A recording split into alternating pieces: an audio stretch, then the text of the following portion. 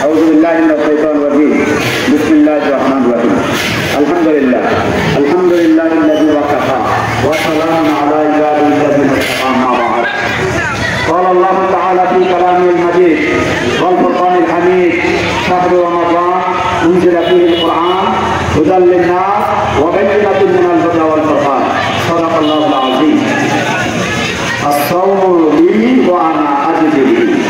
সম্মানিত সভাপতি, অত্র ভোট কেন্দ্র চরভাঙ্গা ভোট কেন্দ্রের সম্মানিত সভাপতি, সেক্রেটারি, কমিটির নেতৃবৃন্দ, আমাদের মাঝে উপস্থিত আছেন সম্মানিত বিশেষ অতিথি হিসাবে উপজেলা জামাতের সম্মানিত আমি জনাব মাওলানা আবুল হুসাইন, উপজেলা জামাতের সম্মানিত সদস্য সেক্রেটারি এবং আইনসরের গণমানুষের নেতা, জামাতের মনোনীত ভাইস চেয়ারম্যান পদপ্রার্থী জনাব জসিম উদ্দিন। চিনেন নাকি আপনারা? আলহামদুলিল্লাহ, জসিম ভাই, উনি সম্মানিত শিক্ষক, ট্রাফিক কারিগর উপস্থিত আছেন। এই উপজেলায় যিনি দীর্ঘদিন দায়িত্ব পালন করেন, ধীরে ধীরে এই সংগঠনকে এগিয়ে আনছেন আমাদের সেই প্রিয় রাহবার, আমাদের সকলের শ্রদ্ধাবাদী ব্যক্তিত্ব জনাব মাওলানা আব্দুল্লাহ সাহেব। চিনেন আপনারা? আলহামদুলিল্লাহ। অসুস্থ, দোয়া চাই ভাইজন, ভাই বেশ খুব বেশি অসুস্থ, মনের কানে চলে আসছে আমাদের মাঝে, কথাও বলছেন। আল্লাহ তাআলা তাকে ন্যাক হায়াত দান করুন, হায়াত দান করুন, সাফায় আজলা কামলা কুলিয়া দান করুন। আমাদের মাঝে উপস্থিত আছেন এই উপজেলা যিনি জামাত ইসলামের কাজের সূচনা করেছিলেন, যে অল্প কয়েকজন, 2-3 জন হাতে গোনা, তাদের মধ্যে একজন, তিনি হলেন জনাব মাওলানা আলী আকবর কাজী সাহেব। আলী আকবর সাহেব চিনেন আপনারা? তিনি আছেন। একই সাথে আছেন ইসলামী ছাত্র শিবিরের সাবেক এই অঞ্চল উপজেলা সভাপতি এবং আলামী মাদ্রাসার সম্মানিত সুপার জনাব হাফিজ আহমেদ সহ, আমি নাম বলছি না, জামাত ইসলামের বিভিন্ন পর্যায়ের নেতৃবৃন্দ, শহীদ কল্যাণের নেতৃবৃন্দ, ছাত্র শিবিরের নেতৃবৃন্দ, আমন্ত্রিত ওলামায়ে কেরাম, সুধী মণ্ডলী, সুধীবৃন্দ এবং বিভিন্ন শ্রেণী পেশার ব্যক্তিবৃন্দ, আন্দোলন সংগ্রামের ক্ষতিগ্রস্ত বৈষম্য বিরোধী আন্দোলনে যারা বিভিন্ন সময় আহত হয়েছেন, গুরুত্বপূর্ণ ভূমিকা রাখছেন, সেই পরিবারের সদস্যবৃন্দ, সাংবাদিক বন্ধুগণ এবং সম্মানিত রোজাদার ভাইয়েরা, সকলকে জামাতের পক্ষ থেকে আন্তরিক শুভেচ্ছা জানাই, কৃতজ্ঞতা জানাই। বন্ধুগণ, আলোচনা বেশি সুযোগ পাবো না, সংক্ষেপে শুধু বলতে চাই, এই মাস কোরআন নাযিলের মাস। কোরআন হচ্ছে মানব জাতির জন্য সংবিধান। এই সংবিধান অনুযায়ী কিন্তু আমরা আমাদের অনেক কাজ করছি না। সংবিধান অনুযায়ী আমাদের কোনো ব্যক্তিগত কাজও হচ্ছে না, সামাজিক কাজ হচ্ছে না, রাষ্ট্রীয় কাজ হচ্ছে না। আমাদের এই কোরআন অনুযায়ী আমাদের দেশের কোনো কাজ হয় না। কোরআনের 500 রকমের আইন আছে, বিধান আছে, একটা আইনও চালু নেই। যদি একটা আইন চালু থাকতো যে আকিমুস সালাত, নামাজ কায়েম করো, তাহলে এই দেশে কোনো বেনামাজি থাকতো না, নামাজের সময় রাস্তাঘাটে লোক চলাফেরা করতে পারতো না। আর এর ফল কি হতো? যে ইন্নাস সালাতা তানহা আনিল ফাহশাই ওয়াল মুনকার, নিশ্চয়ই নামাজ মানুষকে খারাপ কাজ থেকে দূরে রাখে। অর্থাৎ যিনি নামাজ পড়বেন সত্যিকার অর্থে, তার দ্বারা সমাজের কোনো খারাপ কাজ হবে না। কিন্তু আফসোস, দুর্ভাগ্য আমাদের, আমরা নামাজও পড়ি, আবার কেউ কেউ নামাজের সাথে বিপরীত কিছু কাজের সাথে জড়িত, সুদের সাথে আছে নামাজ পড়ো, ঘুষের সাথে আছে, দুর্নীতির সাথে আছে, তারপরে অন্যায় কাজের সাথে আছে, আগুনের কাজের সাথে আছে, মুনকার কাজের সাথে আছে। আছে কি নাই? বিগত 17 বছর যারা দেশ পরিচালনা করছে, তাদের মনে হয় মাথায় ছিল না, তাদের মনে হয় পাঞ্জাবি ভাঙ্গা ওই পড়ার লোক ছিল না, তাদের মধ্যে নামাজের লোক ছিল না, সবই ছিল, কিন্তু ছিল না কোনটা? সেটা হলো আল্লাহ বলে। যে উদ্দেশ্যে আল্লাহ তাআলা কোরআন নাযিল, যে উদ্দেশ্যে আল্লাহ তাআলা রমজান রোজা দিয়েছেন, লাআল্লাকুম তাত্তাকুন, তাকওয়ার ভয়ের জন্য। কিন্তু আমরা রোজা রইলাম, রোজা সব কিছুই ঠিক ছিল আমাদের, ইফতার হয়েছে, সেহরি হয়েছে, তারাবি হয়েছে, তাহাজ্জুদ হয়েছে, ঈদের রাত থেকে ঈদের নামাজ হয়েছে, সবই হয়েছে, কিন্তু এইসব জায়গার ভিতরে ছিল না একটা জিনিস, সেটা হলো তাকওয়া। কি ছিল না? আজকের সমাজে আমি বলবো, আমাদের মাঝে পায়জামা আছে, পাঞ্জাবি আছে, মেসপোশাক আছে, দাড়ি আছে, টুপি আছে, আতর আছে, পাগড়ি আছে, মসজিদ আছে, মাদ্রাসা আছে, আমাদের ইফতারি আছে, সেহরি আছে, খতমে তারাবি আছে, আছে কি নাই?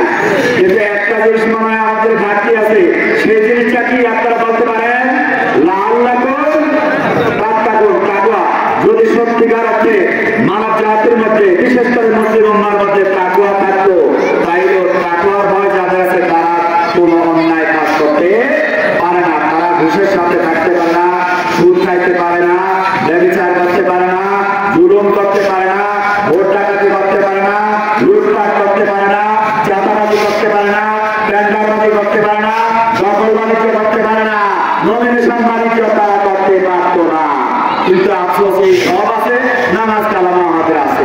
তাইলে বুঝতে হবে এই নামাজের দ্বারা কাল কিয়ামতে আল্লাহর কাছে সারার কোনো সুযোগ নাই। আল্লাহ রহমানুর রাহিম, তিনি হয়তো দয়া করবেন যদি অন্তরের বিশুদ্ধতা থাকে, নিয়াতের বিশুদ্ধতা থাকে, তাইলে আল্লাহ তাআলা মাফ করবেন। কিন্তু যারা দিন কায়েমের পথে নাই, কোরআনের রাষ্ট্র প্রতিষ্ঠার আন্দোলনে নাই, একামতে দিনের কাজে নাই, তাদের পরিণতি কি হবে আল্লাহ তাআলাই ভালো করেন। সম্মানিত বন্ধুগণ, আজকে আপনাদেরকে বলতে চাই, ব্যানারে লেখা আছে সুধী সময়। আলহামদুলিল্লাহ, আমাদের সুধীবৃন্দ আছেন, আমাদের নেতৃবৃন্দ আছেন, ভোটাররা আছেন, সাধারণ জনগণ আছেন। বলতে গেলে এটা একটা ওয়ার্ডে বা একটা ভোট কেন্দ্রের একটা জনসভায় পরিণত হয়েছে। এটা আল্লাহ পাকের মেহেরবানি, আপনাদের আন্তরিকতা, আপনাদের উদারতা, আপনাদের ইসলামীয়তা, কোরআনের প্রতি আপনাদের প্রেম, ইসলামের প্রতি ভালোবাসার নিদর্শন। এই ভালোবাসা কি আজকে ইফতার মাহফিল পর্যন্ত থাকবো, না কোরআনের রাষ্ট্র প্রতিষ্ঠা পর্যন্ত থাকবো? বলেন তো, কোরআনের রাষ্ট্র প্রতিষ্ঠা পর্যন্ত থাকবো। আল্লাহ তাআলা আমাদেরকে দুনিয়াতে পাঠাইছেন আল্লাহর খলিফা হিসাবে, প্রতিনিধি হিসাবে। আমাদের দায়িত্ব হলো আল্লাহর এই জন্য আল্লাহর দ্বীনকে প্রতিষ্ঠা করা, কোরআনের শাসন প্রতিষ্ঠা করা। আমি শেষ দিকে চলে আসতে চাই। বিগত 53 বছর বাংলাদেশের স্বাধীনতা কত বছর হয়েছে? 53 বছর হয়েছে।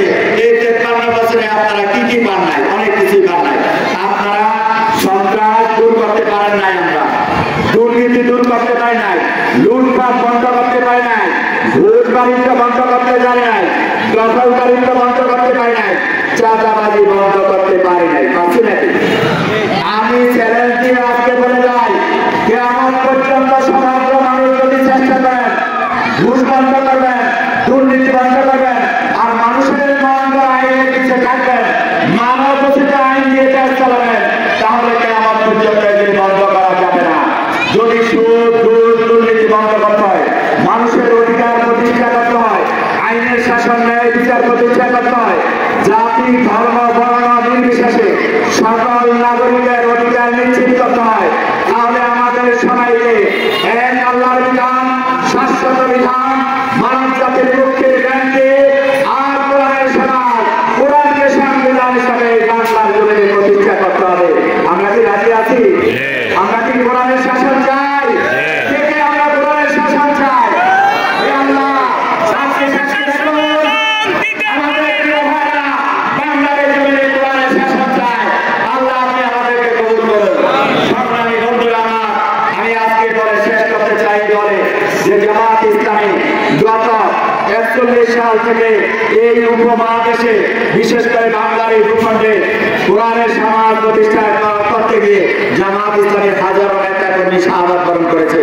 জামাতের প্রথম শ্রেণীর নেতা আমির জামাত যিনি ছিলেন মাওলানা মতিউর রহমান নিজামী, সেক্রেটারি জেনারেল ছিলেন যিনি আলী হাসান মুজাহিদ, ওনারা তো দুজন মন্ত্রী ছিলেন, তাই না? ওনারা 5 বছর রাষ্ট্রীয় দায়িত্ব পালন করেছে, 3টা মন্ত্রণালয়ের দায়িত্ব পালন করেছে। আমাদের বিরোধী বন্ধুরা সারা বিশ্বের লোকেরা অনুবীক্ষণ দুর্বীক্ষণ নিয়ে চেষ্টা করেছে আমাদের এই জাতীয় নেতৃবৃন্দের 2 টাকার দুর্নীতিও ধরতে পারে না। ওনাদের অপরাধ একটাই ছিল, ওনারা আল্লাহর জন্য আল্লাহর বিধান প্রতিষ্ঠা করতে চেয়েছিল, আর জালিমের তত্ত্বাবধানে সংস্কার করার জন্য, জালিমের দুঃশাসন নিপীড়ন বন্ধ করার জন্য তথা বৈষম্যের একটি বাংলাদেশ, একটি কল্যাণ রাষ্ট্র, একটি মানবিক রাষ্ট্র প্রতিষ্ঠার জন্য ওনারা আন্দোলন করেছে। এই অপরাধে ওনাদেরকে ফাঁসির কাছে দিয়েছে, ফাঁসি দিয়েছে, দুনিয়া থেকে বিদায় করেছে। সর্বশেষ কোরআনের পাখি বিশ্ববরণ্য আলেমদের মাওলানা জালাল সাহেবের সাথে কি আচরণ করেছে আপনারা সকলে জানেন। আমি আজকে সময় হবে না, সেজন্য শুধু এতটুকু বলতে চাই, আপনারা যে শপথ করেছেন, আজকে যে নিয়ত করেছেন একটি কল্যাণ রাষ্ট্র প্রতিষ্ঠার জন্য, আপনারা আপনাদের জান মাল দিয়ে চাপিয়ে দেবেন। আল্লাহ তাআলা সেটা কবুল কবুল করুন। আমিন। আর এই দেশে কোরআনের শাসন প্রতিষ্ঠার জন্য আমাদের নেতৃবৃন্দ বলেছেন একটা সিস্টেম আছে। এই পর্যন্ত যতদল ক্ষমতায় গেছে কেউ কি কোরআনের শাসনের কথা বলছে? কেউ কি বলছে আমরা দুনিয়ার সাথে আখিরাতের মুক্তি চাই? কেউ কি বলছে ঘুষ দুর্নীতি বন্ধ করতে চাই? কেউ কি বলছে আমরা আল্লাহ আল্লাহ তৈরি করতে চাই? এই কথা কেউ বলে না। একমাত্র জামাত ইসলামী এই কথা বলে, বিভিন্ন ইসলামী দল এই কথা বলে। আজকে একটা সুখবর দিতে চাই, বাংলাদেশের যত ইসলামী দল আছে, যত খানকা আছে, যত পীর সাহেব দরগা আছে, যত তাদের মুরিদান আছে, পীর সাহেব আছে, সকলে আজকে এই 5ই আগস্টের পর তারা ঐক্যবদ্ধ হয়েছে। আগামী জাতীয় নির্বাচনে কোরআনের বাক্স একটা হবে। আপনারা কি খুশি হবে? না খুশি? কোরআনের বাক্স যদি একটা হয় তাহলে আর কেউ আমাদেরকে বলতে পারবে না ওলামায়ে কেরাম কত ভাগ আমরা তো দিয়ে যাবো। মসজিদ কত বুঝি নামাজ তোমরা পড়বো, এই জন্য রাস্তাঘাটে দৌড়াইছি, মসজিদে যাই না। এই ঘোরা উজুর দিকে চলবে? মসজিদ থাকবে, দল থাকবে, বিভিন্ন ভাঙ্গা থাকে, সরকারি হিসাবে ভাঙ্গা থাকবে, সেগুলির ব্যাপারে কোনো কথা নাই। তারা যদি আল্লাহ বা আল্লাহ রসুল বিধান প্রতিষ্ঠার ব্যাপারে এক এবং অভিজ্ঞ থাকে তাইলে আমাদের পক্ষ থেকে কোনো বাধা নাই। তাদের সকলের জন্য আমাদের দরজা খোলা। সংগ্রামী বন্ধুরা, ভোট কেন্দ্র এলাকার সম্মানিত বন্ধুগণ, আপনাদেরকে বলতে চাই সত্যিকার অর্থে ছাত্র জনতার যে বিপ্লব 5ই আগস্টে বাংলাদেশে যে অভ্যুত্থান হয়েছে, এই অভ্যুত্থানের বেশিরভাগের পতন হয়েছে, জালিম সরকারের দুঃশাসনের অবসান হয়েছে, তারা পিছনের দরজা দিয়ে পালিয়ে গিয়েছে। কিন্তু তাদের অবর্তমানে বাংলাদেশকে যদি সঠিক জায়গায় নিতে হয় তাহলে আমাদের দল মত নির্বিশেষে সকলকে ঐক্যবদ্ধ হতে হবে। কোনো কিছু বুঝি না, আমি দল বুঝি না, ইজাম বুঝি না, আমি একটা বুঝি, সেটা হলো আমাদের মালিক হলো আল্লাহ, আমাদের প্রভু আল্লাহ, আমাদের কিতাব আল কোরআন, আমাদের নবী মুহাম্মদ রাসূলুল্লাহ সাল্লাল্লাহু আলাইহি ওয়াসাল্লাম। এই আল কোরআনের ভিত্তিতে, কোরআন এবং সুন্নাহর ভিত্তিতে আমাদের ঐক্যবদ্ধ হতে হবে। ঐক্যবদ্ধ হওয়ার দ্বিতীয় কোনো ভিত্তি থাকবে না ইনশাআল্লাহ। অতএব আমি আমার বক্তব্য শেষ করতে চাই। আল্লাহর আইনের শাশ্বত বিধান। অনেক অমুসলিম ভাইরা বা অন্য ধর্মাবলম্বী লোকেরা মনে করতে পারেন আল্লাহ আইন চালু হলে মনে হয় আমরা ক্ষতিগ্রস্ত হবো না। এই দেশে আল্লাহর পক্ষ থেকে যে আসমানে সূর্য উঠে, চন্দ্র উঠে, চন্দ্র সূর্যের কিরণ মুসলমানরা বেশি পায়, হিন্দুরা কম পায়। বৃষ্টি হলে মুসলমানরা বেশি পায়, হিন্দুরা কম পায়। আল্লাহর দেওয়া নিয়ামত, মুসলমানের পুকুরের পানি মিষ্টি, অমুসলিমদের পুকুরের পানি তিতা, এবং কি কোনো বিধান আছে? তাই আল্লাহর বিধানটা হলে এত সত্য, এত শাশ্বত, এত নির্ভুল, এত মাইক্রোস্কোপিক, এত বৈজ্ঞানিক, অন্য কোনো বিধানের ভিতরে এই সার্বজনীনতা নাই। অতএব শাশ্বত বিধান যদি চালু হয় তাহলে হিন্দু, মুসলমান, বৌদ্ধ, খ্রিস্টান সকলে তাদের ধর্মাবলম্বন পালন করতে পারবে, রাজনীতি করতে পারবে, তাদের অধিকার ঘরে ঘরে পৌঁছে যাবে। ত্রাণের জন্য রাজনীতি হবে না, জাকাতের জন্য, সামান্য জাকাতের জন্য রাজনীতি দিয়ে জীবন শান্ত হবে না ইনশাআল্লাহ। তাহলে একটা কল্যাণ রাষ্ট্র চাই, যে কল্যাণ রাষ্ট্রের নমুনা হলো মুহাম্মদ রাসূলুল্লাহ সাল্লাল্লাহু আলাইহি ওয়াসাল্লাম যে মদিনা ইসলামী রাষ্ট্র করেছেন এবং পরবর্তী খোলাফায়ে রাশিদিন যে 30 বছর খেলাফতে শাসন ব্যবস্থা কায়েম করেছেন, সে আদলে বাংলাদেশে জামাত ইসলামী একটি শাসন ব্যবস্থা, ইসলামী শাসন ব্যবস্থা প্রতিষ্ঠা করতে চায়। সেই শাসন ব্যবস্থার প্রতি আপনারা সকলে আগামী জাতীয় নির্বাচনে সমর্থন জানাবেন, কোরআনের পক্ষে রায় দিবেন এবং কোরআনের পক্ষে 151 জন সংসদ সদস্য নির্বাচিত হলে তারা গিয়ে সংসদে কোরআনের পক্ষে আইন পাস করবে। যে কোরআনের আইনের ভিতরে কোনো ভুল নাই, যে কোরআন হলো নির্ভুল, যে কোরআন হলো শাশ্বত, যে কোরআন হলো মানব জাতির সংবিধান, যে কোরআন হলো দুনিয়া এবং আখিরাতের মুক্তির গ্যারান্টি, মুক্তির সনদ, সেই কোরআনের শাসন প্রতিষ্ঠায় আমাদের সবাইকে ঐক্যবদ্ধ আহ্বান জানাচ্ছি। সবশেষে জামাতের আমির ডাক্তার শফিকুর রহমান, বাংলাদেশে অভিসংবাদিত নেতা, বিশ্ববরণ্য নেতা, আজকে তিনি একজনে সারা বিশ্বে পরিচিত হয়েছেন।